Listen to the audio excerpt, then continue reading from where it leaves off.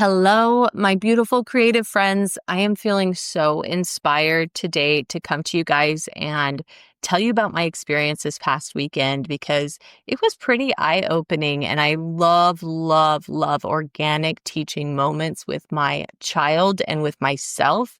I find it to be such a huge, massive leap towards, being more self-reliant and letting her live a life where she's emotionally intelligent and all the things that I wish I understood at her age. And so I wanted to share this experience with you guys today in hopes that it inspires you to not only do the same, but recognize when you have done this for your child that you've been able to kind of set them up on a more successful path through the teaching moments that you've had with them.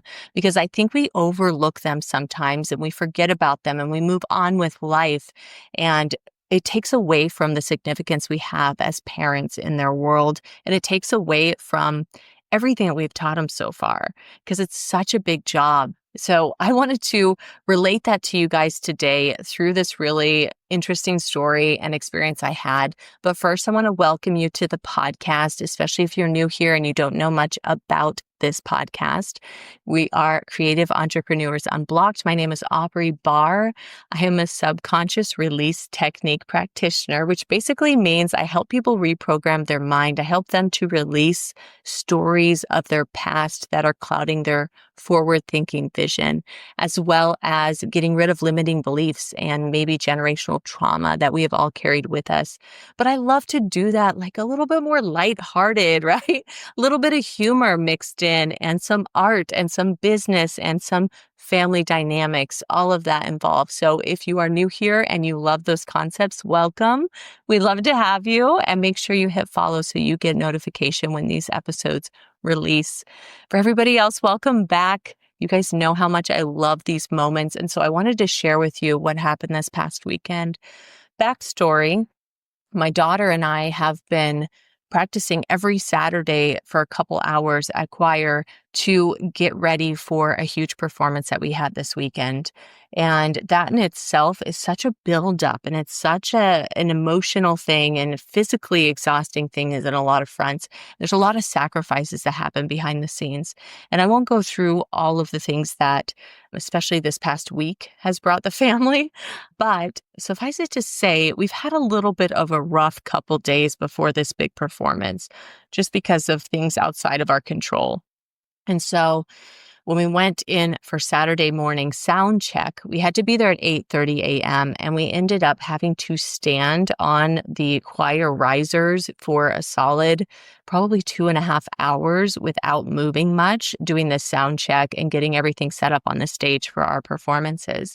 Then we went home for a little bit, and then we had 2 performances that day. So we had one at 3 and one at 7, where we again had to stand on these risers without moving. And we probably stood without so much as swaying hips for a solid like 7 or 8 hours on Saturday. So when we woke up Sunday, we were exhausted, and we still had one more show on Sunday night. Still super excited about it, but just like, oh my gosh, I can't believe we made it through yesterday, but now we've got to make it through today. So I was in a good headspace just knowing that Sunday night's performance was going to be huge, and we were going to be a packed house, which was very exciting, and that we had an opportunity to really share this beautiful message that we've been practicing for months and months, 4 months. And so I was excited. I got ready. I did my hair. I did her hair. I did my makeup. I did her makeup, which she doesn't wear very much makeup. So it was really just like blush and highlight and then like a little bit of eyeshadow. But her hair looked amazing. I looked amazing. I thought I looked really good. And in fact, we were driving there and we were at a light, and I put down my sun visor in the Subaru and I pulled up the mirror and I looked at myself. And I was just like, dang, girl. I said, I look so beautiful. And then I heard her make a noise. I looked at her and she's just like, Mom, isn't that kind of conceited? Isn't that kind of self-loathing or something like that? And I said, what? No, of course it isn't. I said, I feel really good. I did my hair. I did my makeup. I look really good. I'm very confident about tonight. And I just thought it was such an interesting experience because I take so much pride in having raised this child that understands a lot of things about emotional intelligence. I mean, she was born with that understanding, but as we've grown together in our relationship, I've made sure that she understands that looks are not everything, but that we do take pride in it. And this is such a blurry line in society because I have to say, I mean, I'm 41 now, but at her age, she's just barely 13. At her age, I do not remember, I have zero memories of feeling like I looked beautiful from my childhood. I do not recall a time at all where I looked in the mirror and said, "Oh, this outfit looks really good on me," or, "Oh, I look very pretty. I'm very pretty. I have very pretty eyes." Like, I had zero I had zero of that thought process happening. On the contrary, I grew up thinking that I was not only, the F word, FAT, but I was also like not cute at all. I was not the cute one in the family. I was not the cute one out of my friends. I did not feel desirable in any way. And I don't mean that as a dating way, but just as any way. As a friend, I didn't even gain confidence in my ability to have good friends until I was much older. And part of that is my experience with moving around and being the middle child and just kind of feeling always out of place. And so, as a parent and someone who's been able to kind of be retested and retested in this world of self value and having to set myself up to have some self esteem, I've had to really, really learn and grow through that experience. And so, yes, 100%. When I looked in the mirror, I honestly felt like I looked incredible. And I'm teaching her, and I taught her in that moment, I was like, you know, I'm not saying that when I walk in the door, people's jaws are going to drop. I'm not saying I'm the most attractive woman in the world by any means. What I am saying is not only do I look beautiful tonight, but I feel beautiful. I feel confident. I feel like we're going to nail this. By the way, we did nail it. It was absolutely the most incredible performance we've ever been a part of. It was insane. I I nailed every one of my notes. Okay, I had a couple cracks, but for the most part, like I just went out and I did my thing. And I'm very confident in that because I put the practice in, right? So I'm trying to teach her, even though I felt like we have learned so much on this journey together, she's still going to have those kind of uneasy feelings. She's still going to judge herself and others. She's still a child, right? Even though I give her a lot of credit for being wise above her years, she still has to experience a lot of the weird, preteen and teen feelings of inadequate and not feeling like you fit in. I mean, who here hasn't dealt with that on some level? I mean, I know I feel like mine is pretty significant, but just feeling like you're out of touch and you're trying to fit into a world that you don't fit into, I feel like is a very common thing. And so, yes, I told her, I said, look, confidence is saying you're beautiful. You want to say that, right? And I said, "And so are you. You're very beautiful." Now, I don't spend every day of my life telling her that she's pretty and that she looks good and she does all these things. I actually hardly ever approach that in that way. If I compliment her, it's usually about her wisdom and her, brain power and her ability to be creative and think of new ideas and, what she does with her art and all of that. Like, I'm very conscious of that, and I'm sure you are too. But at the same time, our kids have to experience life. They have to come to that understanding on their own. And for me, it's okay that she called me out for that. It's okay that she said, "But mom, how could you say that?" I just want her to still know that I think that. I want her to know that that opinion is something that isn't based off of just what I look like right in that moment, but it's actually an external appreciation for all of the things that I've been through and gotten me to this point. And so it was a really, really beautiful moment. I feel like we both learned a lot.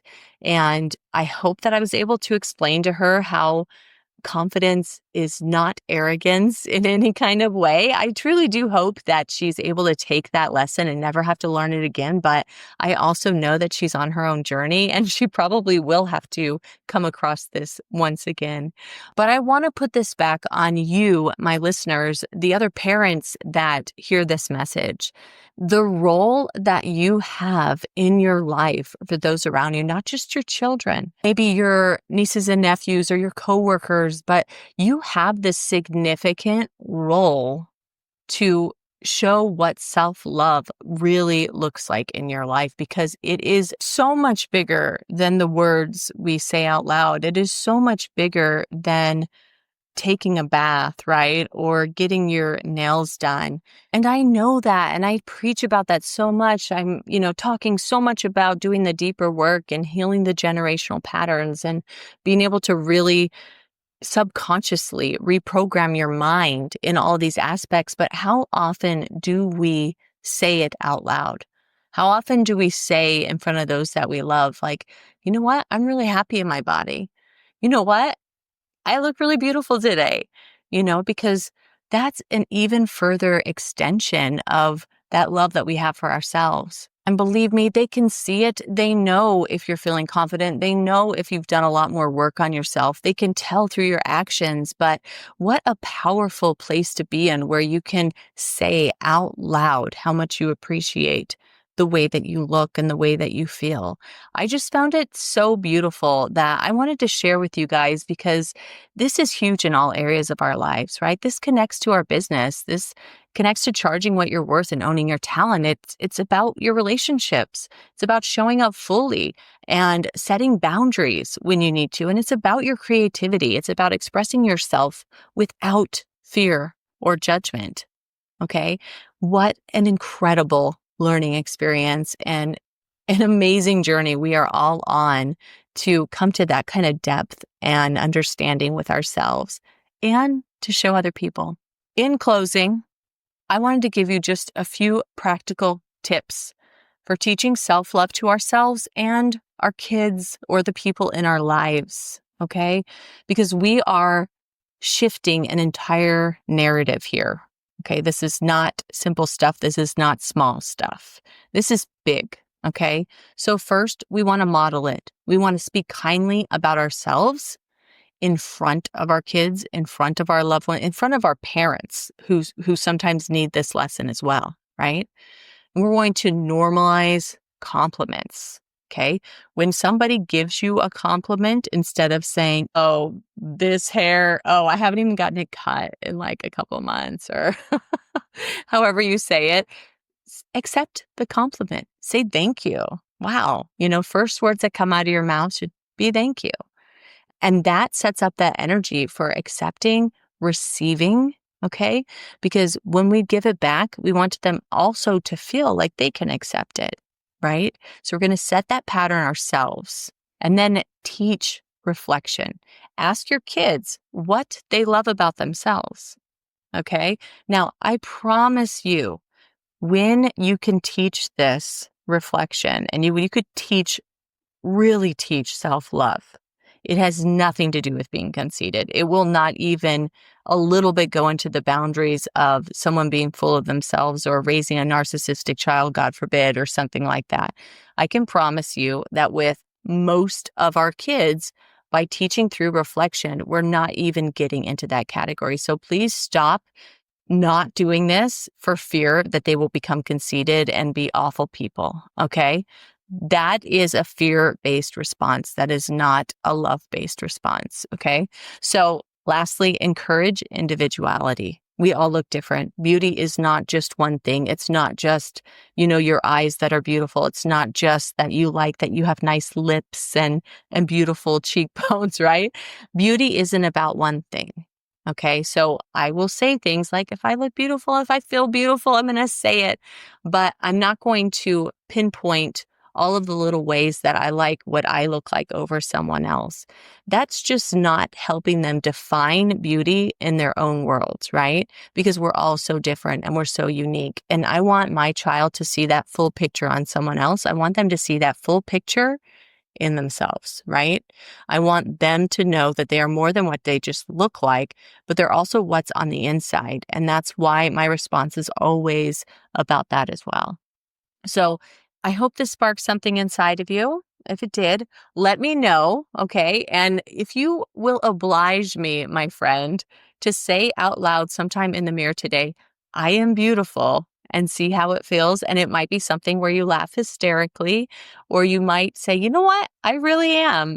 Whatever it is, I want you to try it and see what happens, because I feel like if we all could do that just a little bit more often, we will set ourselves for opportunities to grow and have these conversations with our kids. Okay, lastly, if you guys want to dive in a little bit deeper on the self-worth that you have going on, if you want to feel more comfortable in your body, I highly recommend the Ultimate Love Your Body course, which goes through different ways we look, different ways we feel, and it kind of helps you to walk through getting rid of those programs. So you're going to somatically release those programs around not liking the way you feel or being hesitant about your worth. Okay. So it goes on a super deep level. It's not just about looks. It's also about how we feel. It's also for people who have chronic pain or going through some autoimmune stuff, things like that. So it just helps us to kind of release those limited stories that we have so we can have a new take on who we really are and what we really look like. And lastly, if this is a topic that really hits you hard and you don't know where to begin with it, please consider doing private sessions with me. I have a 4-pack available. I also have single sessions available currently, which is not something I always have. So depending on when you listen to this, if the card's still open, you can grab it. But the ultimate goal here is to reprogram your mind around success and self-love and emotional intelligence. So if you're feeling stuck, this is going to be amazing for you, and I highly encourage it. All right, friends, I hope you guys have a beautiful day. I hope this was inspiring to you, and we will talk soon.